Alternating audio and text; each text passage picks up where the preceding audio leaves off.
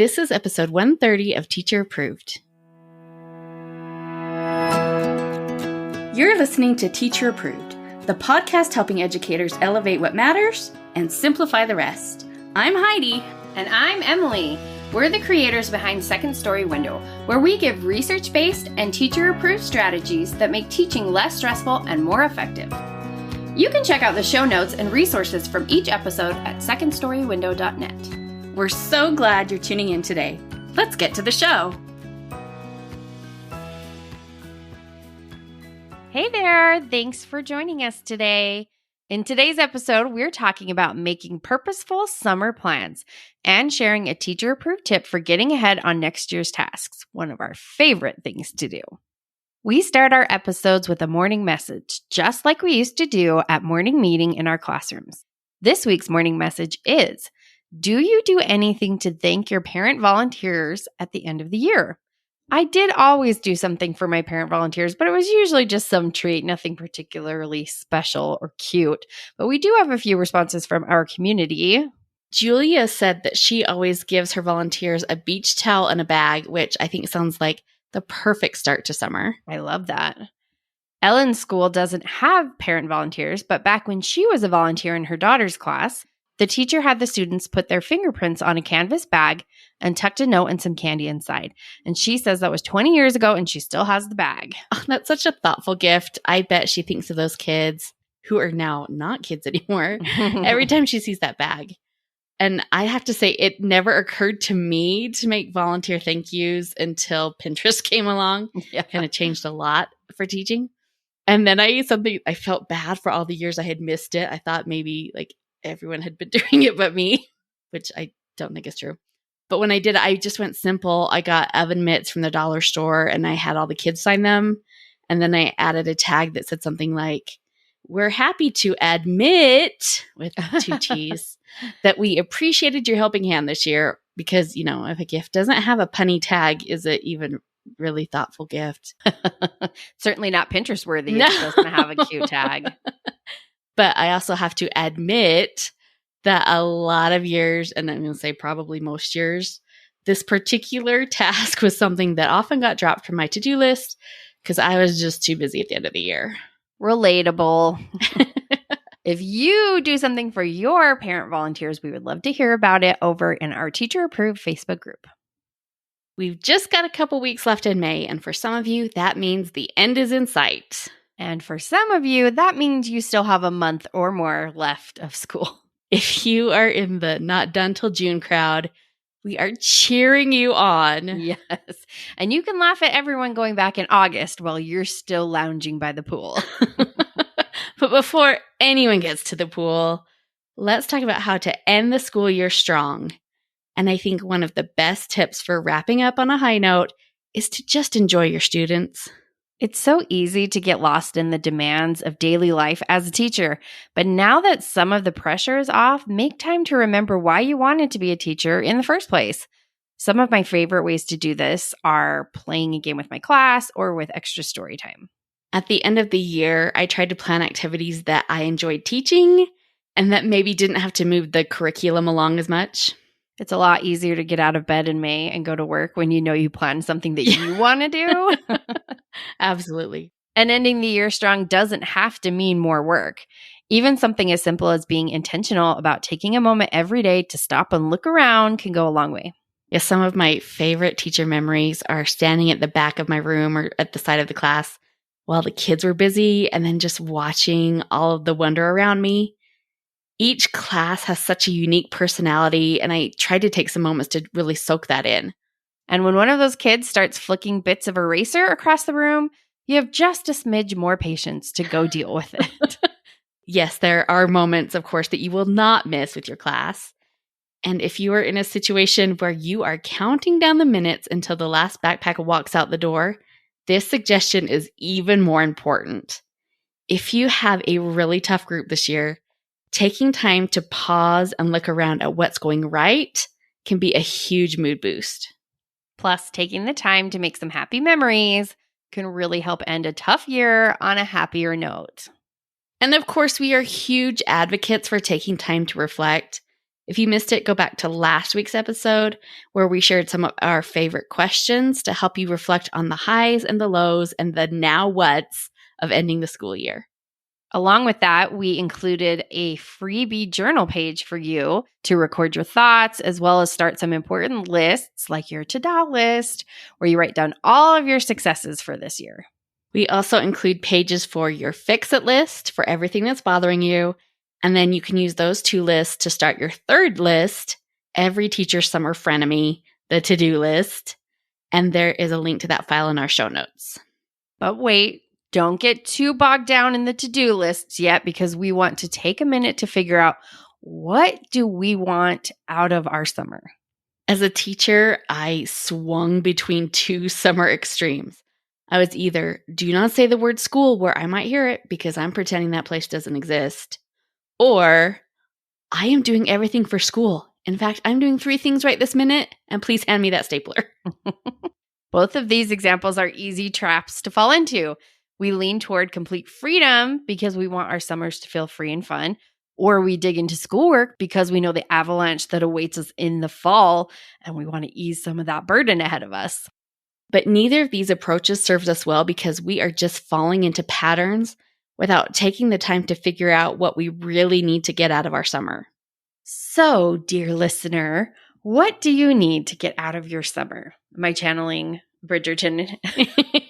Feel like I'm Lady Whistledowning it. If we're trying to break patterns that haven't served us well, that is going to require some reflection.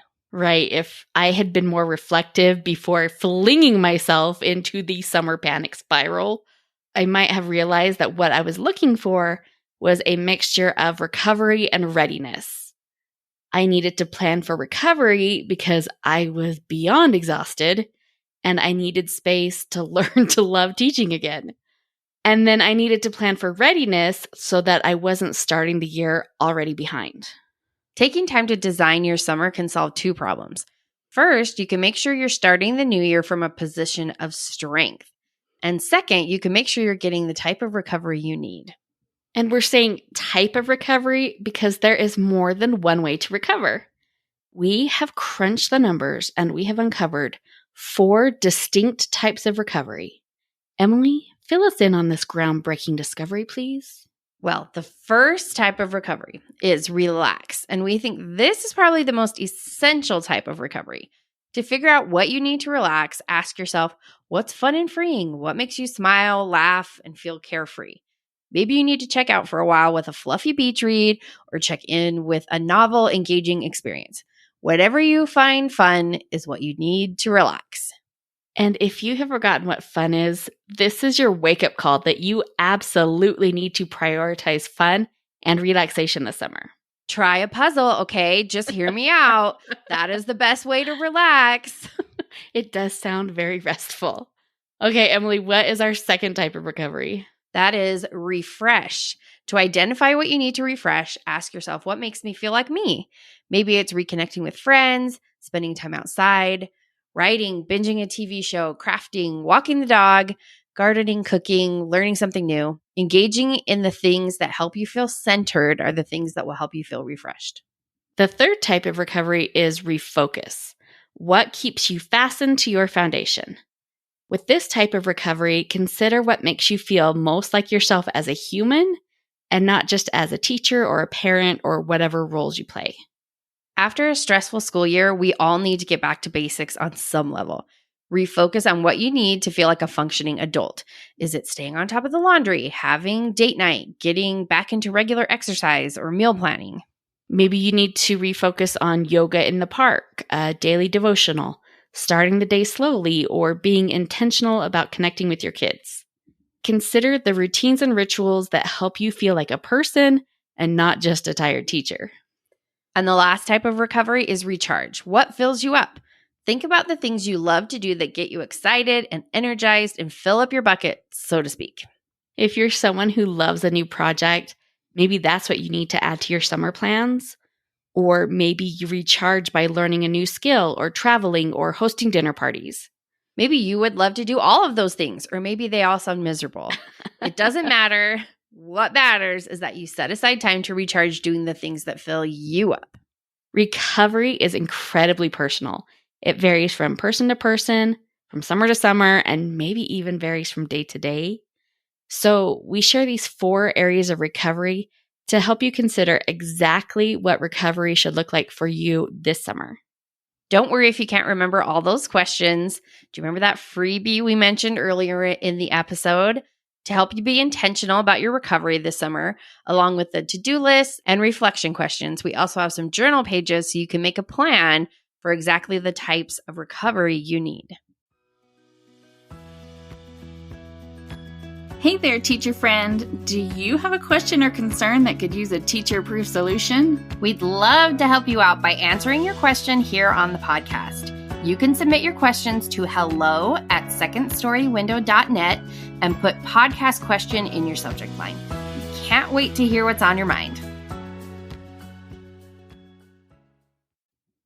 And we also have a page for the next part of an intentional summer, planning for back-to-school readiness. Sometimes it feels like it has to be all or nothing. We're either in summer mode or school mode, and the two cannot coexist.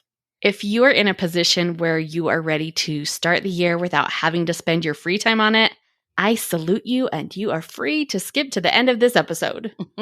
Wait, though, before you go, tell us what you're doing to get so far ahead, because I think most teachers are going to have to do at least some summer prep. And that's why, along with our summer plan for recovery, we also want to plan for readiness. The last thing we want is to undo all of our recovery work by ending up burned out by the second week of school. You can't achieve back-to-school readiness without having specific goals about what readiness looks like for you. The first step is to imagine how you want to feel as you head into the new school year and identify specific goals you can set for the summer to help you get there. Imagine it's the end of the summer and you are starting school feeling more prepared than ever.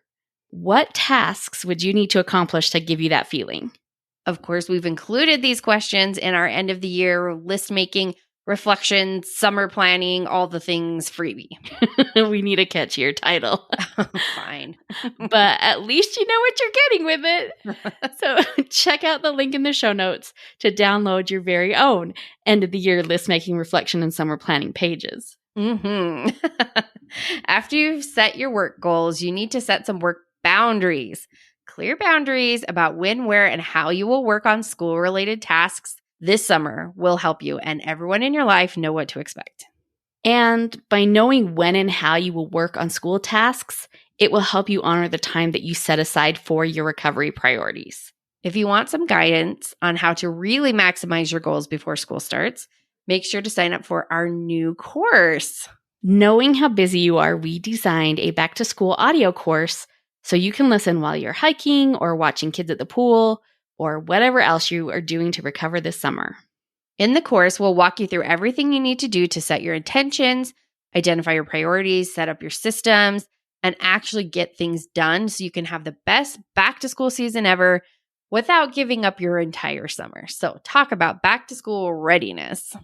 The first round of our course will be for a limited number of teachers so that we can offer you the best support possible. If you want to be the first to know when we open the course so you can make sure that you have a seat, head to secondstorywindow.net/waitlist to sign up. Now let's talk about this week's teacher-approved tip. Each week we leave you with a small, actionable tip that you can apply in your classroom today. This week's teacher-approved tip is tackle your Donkey Kong barrels in the summer. Can you please decode this tip for us, Heidi? I wasn't prepared for how crazy that would sound when I heard it. So back in episode 128, we talked about tasks that are Donkey Kong barrels. So if you were like us and you're able to remember the original Donkey Kong game, Mario is trying to scale ladders and jump hurdles and collect hammers. But as if that weren't hard enough, Donkey Kong starts throwing barrels at him. So rude. So now poor Mario has to dodge as well as climb and leap. As teachers, these barrels come at us all the time. We are just doing our best to make it through another day, and then the PTA wants everyone to decorate their doors for School Spirit Week. Or you need a birthday gift for your team member. It's the Donkey Kong barrels that turn us from busy into overwhelmed. If you are wanting to get some of your back-to-school tasks done this summer, consider tackling your Donkey Kong barrels. This requires 4 easy steps. So first, you identify your barrels. And that's probably the trickiest part because barrels are usually coming from outside events. They're not the things that are typically written down. So try going back through the year, thinking about things that your PTA asked you to do, things your principal asked you to do, and things you had to do outside your normal routine, like parent conferences, field trips, having a sub, etc. Also consider the things that you would have liked to have done. Maybe that's birthday gifts for your students, parent volunteer thank yous, Christmas gifts for your coworkers, end of year student recognition. All of that stuff that maybe you've seen other teachers do that you feel it would be nice to do, but it's just so hard to find the time for. As you list each task, you need to identify the purpose of that task. And I know you're probably itching to get to the check things off my list stage, but identifying your purpose is so important. It simplifies your decision making, it maximizes your efficiency, and it helps you identify if this is even a task worth doing. Right. It's easy to think that the purpose of decorating your door for School Spirit Week is to have a display that will win the PTA's contest. Wait, it's not? I know. I think as teachers, that's automatically, well, that's the standard. So that's what we got to shoot for. And that's fine if it matters to you enough to commit that much effort to this task. But if deep down your purpose is to just get something up so you don't offend the PTA, then that's a sign to just do the minimum. Same task, very different goals. Once you've identified your purpose, it's time to decide once. That means to make a one-time decision about what you will do for those situations. So for example, if you have parent conferences in September and you need something to display in the hallway, decide once that you will have your students do a self-portrait goal-setting craft the first week of school so you can just hang that in the hall and call it good. Or decide once that you're giving all your coworkers a picture book for Christmas, and you'll have your class write thank you notes to the front office workers for Secretary's Week. So far, you have listed your barrel tasks, identified their purpose, and decided how you will accomplish those tasks. And the last step is the easy one, right? Just to get it all done. For each of your tasks, consider the steps it will take to accomplish it, and then also notice what can be done in advance. There's probably a lot you can do ahead of time, even during the summer, if you get creative. If you know you want a goal-setting craft for the hallway, you can cut out the construction paper and make copies now. Make extras if you don't have your class numbers yet and you're all ready to go for the start of the year. Or if you want to give your students twisty straws and lemonade mix as a last day of school gift, you can totally buy and prep all of that now. It's probably a great time to do it because we're at the time of year it'd be easy to find those things in store ready to go. And then when those barrels start flying toward you in a few months, you won't even have to dodge out of the way. They will just evaporate. And since I was adding recovery and readiness pages to the end of school year list and reflection question freebie, I went ahead and I added a page for barrel tasks too. So now it's an end of year list, reflection question, summer planner, and barrel task document.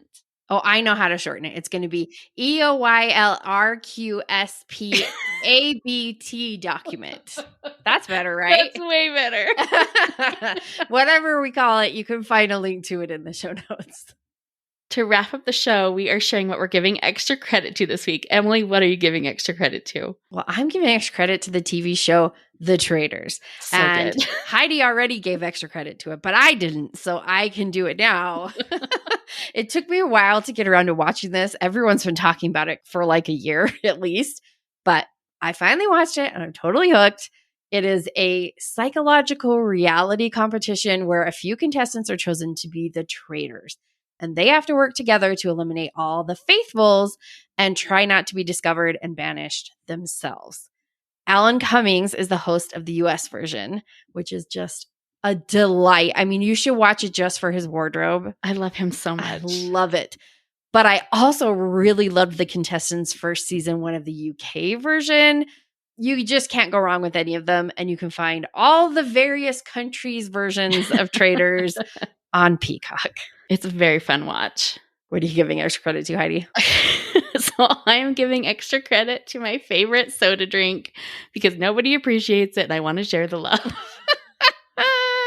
So Emily and I are recording this podcast on a Saturday. So we decided that we deserved a little pick-me-up as a weekend treat. So we got sodas. And I am now buzzing with caffeine and appreciation for how much I love this drink.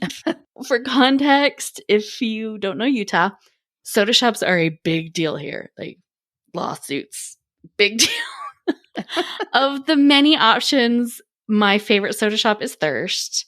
And I don't get a lot of sodas, so I was kind of overwhelmed the first time I went. I didn't know what to get, so I just ordered the drink of the week. And I thought it was something else completely, something with Sprite, I think. And then they handed it to me, and it was a drink called the Thirsty 3. And I was too embarrassed to say anything because they'd already made it, so I just kept it. But that turned out to be serendipitous because this is now my favorite. Oh, it was fate. It was. And the problem is that this is a strange combination. And when I order it, the employees always double check that it's actually what I want because it's a mix of Coke and lemonade. I know it's weird. Don't knock it till you try it. But it's like Coke with a like big shot of lemonade. It's not like half and half Coke and lemonade. And then you add fresh lime and coconut cream. It's an odd duck of a drink, but it really just has, to me, it has a happy summer flavor. So justice for the Thirsty 3. If you try it at Thirst or if you recreate it yourself, let me know. Maybe we can start some kind of community outreach campaign and create awareness. Well, I can verify that it is a very good drink. Oh, good. That's it for today's episode. Check out our show notes for our freebie to help you design a summer full of recovery and readiness. And don't forget to visit secondstorywindow.net/waitlist to get on the waitlist for our upcoming back-to-school audio course. We hope you enjoyed this episode of Teacher Approved. I'm Heidi. And I'm Emily. Thank you for listening. Be sure to follow or subscribe in your podcast app so that you never miss an episode. You can connect with us and other teachers in the Teacher Approved Facebook group. We'll see you here next week. Bye for now. Bye.